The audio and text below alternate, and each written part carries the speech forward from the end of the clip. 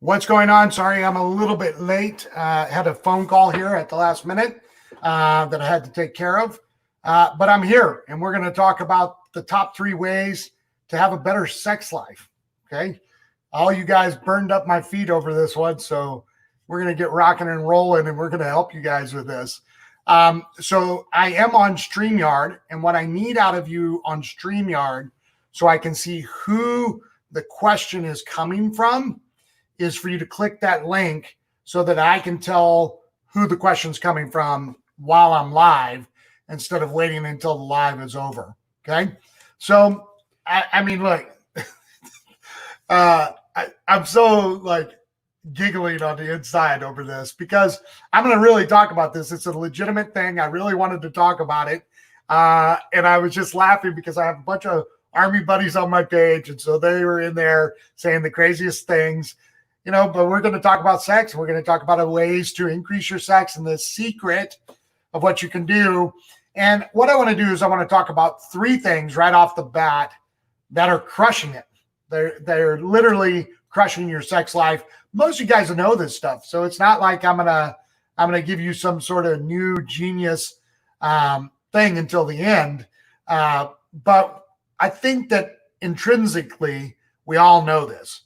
We all know these things are not good for our sex life. They're not good for our sex drive. They're not good for our relationships. They're not good for developing intimate relationships. None of that stuff, right? So obviously, increased stress is bad, right? Stress and cortisol both are going to decrease your sex drive, make it to where you don't want to have sex, and it's going to destroy that portion of your life. We want to increase our dopamine. Dopamine is a chemical that is put off, and it's associated with adrenaline. It's associated with risk-taking, but it's also associated with intimacy. And we need to do things that increase our overall sense of well-being, which is what dopamine does. And we have to, the third thing is, we have to have better health, both physically and mentally. And here's kind of the side conversation about better health, mentally and physically. It's going to lead to better sleep. It's going to lead to greater confidence, and it's going to lower your stress. So most of you guys probably are old enough or wise enough now to have figured out that a better physical fitness or better physical health leads to better sex, right? A better mental state of mind leads to better sex, both in quantity and quality. Period. And why is my screen freezing? My screen is freezing. Sorry.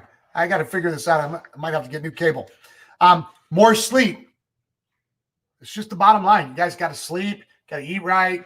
All those things help increase both our sex drive as well as all the other things that kind of go into this.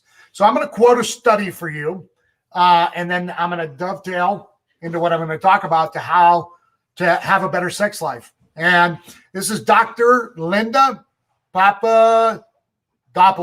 Hopefully I said that right. She's not on the live, so if I didn't, she'll be okay. She's the psychologist who headed this study.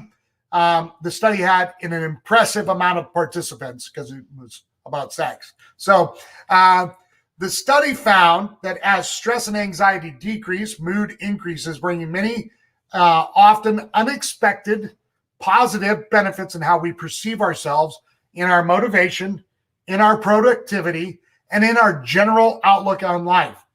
I shouldn't have to say this, but I'm going to say it. If you have a shitty outlook on life, you probably have a shitty sex life. Sorry.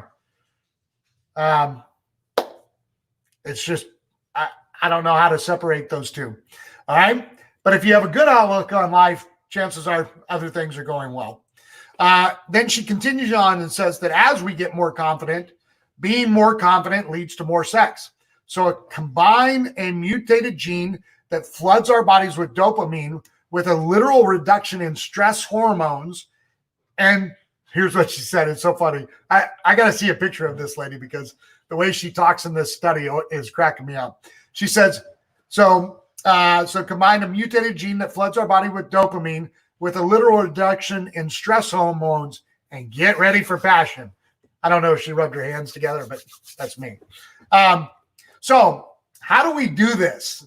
Some of you have already guessed it. Some of you came up with crazy stuff. So the study, I'm going to read this. The study surveyed over 31 million people. 31 million people. Okay. That is a broad study. That's a really big study. And here's the cue, right? Look at behind me. Think honeymoon. Think travel. Yes. This study of 31 million people found that traveling leads to a better sex life in both quantity and quality. Who would have figured? Everybody on the planet figured. That's why you have a honeymoon. It's just simple, right? So here's what the study found. The study surveyed over 31 million people who have traveled in the last year and found that 81% of the participants said that they felt so much better after going on a vacation. Everybody goes, duh, no joke, really? Right? It continues on and it says 46% said that they felt more relaxed, happier, and less stressed. Go back to the beginning where Dr. See how I pronounce her name, Papalopoulos. That sounds like something out of that Mary Poppins movie. So less stress, better outlook on life, better mental and physical health, higher dopamine, lower stress means more sex, right?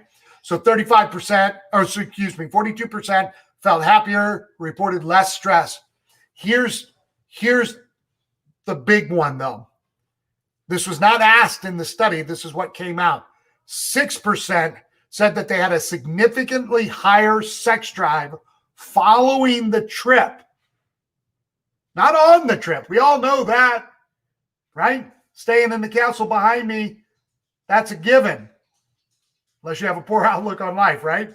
But 6% added to the survey that they had higher sex drive after the trip. After the trip. So when you travel, scientifically, what happens is your levels of stress hormones, cortisol, they drop. As they drop, it allows for other things in your life to begin to get back in balance and to be in a position where you can really actually mentally and physically have a better sex life. And what it does is it translates to a better well-being, and a better overall well-being actually translates to a significantly, listen to the words of the study, a significantly higher libido. Significantly. Okay? So she continues on saying that you're free. One of the benefits of the vacation in the context of a great, better sex life is you're free to do as much as you want or as little as you want. Not sexually, but in the context of a vacation, which in turn makes you more relaxed. This continues to help lower the levels of the stress hormone cortisol. So now we're under a travel ban. We're under limited capabilities for travel because of coronavirus, right? So what I'm going to do is I'm going to talk about 5 locations tomorrow. 5 locations tomorrow that are open and have all the things necessary to mitigate the risks associated with the coronavirus, to where you can domestic, right? We're talking about inside the continental U.S. None of them are in Florida that I'm listing out. None of them are in Texas because those aren't the places John Rankin would choose to go anyway, typically on vacation. But I'm going to give you guys 5 vacation ideas where you could go, that you could reestablish some spark in your relationship, that you can get to a place where you have an overall sense of well-being, to where you can reconnect in your relationship with your spouse or your significant other, as well as your children, so that you can have a better outlook on life, which is going to lead to the secret. The secret is travel. Travel is going to help increase your sex life, both in quality and quantity. Okay.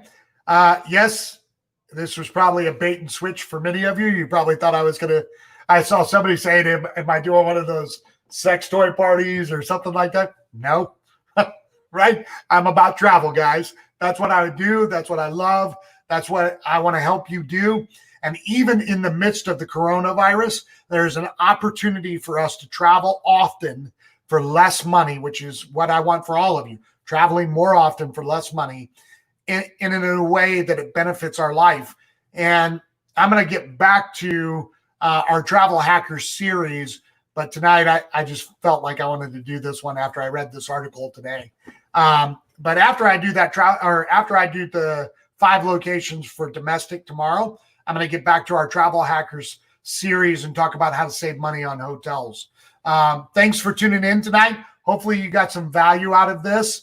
If you have questions, pop them in the feed. I'll just be hanging out, doing some dishes and stuff around the house. And I'd love to answer any questions you may have after this. Talk to you soon.